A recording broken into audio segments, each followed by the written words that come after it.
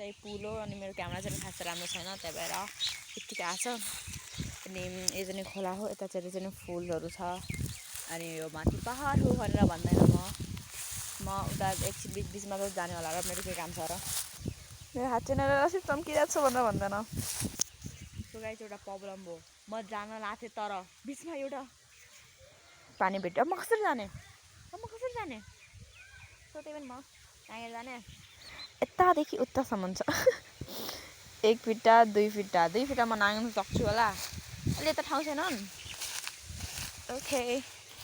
guys म यता चाहिँ आइसकेको छु तर यहाँ काराहरू छन् अनि यहाँ पनि 1 फिटा 2 फिटा सो म जान्न ओ माय गॉड काराले दिच्यो सो म यहाँबाट पनि घुमेर जान सक्छु बाटो छ किन हेरौँ न त मलाई यति नै बिचमा जानु छ कि किन थाहा छैन तर त्यही पनि ओके आई एम कमिङ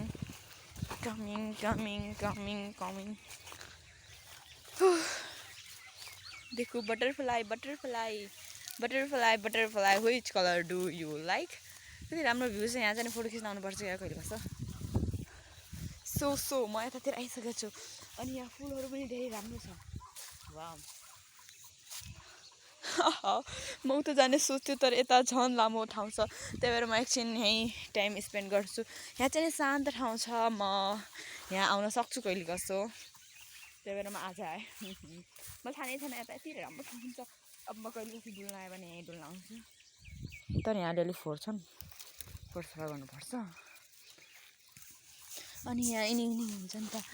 सानो घाँसहरू यो के हो यो पिङ्क कलर यति सानो हुन्छ तर कति राम्रो हुन्छ हेर्दाखेरि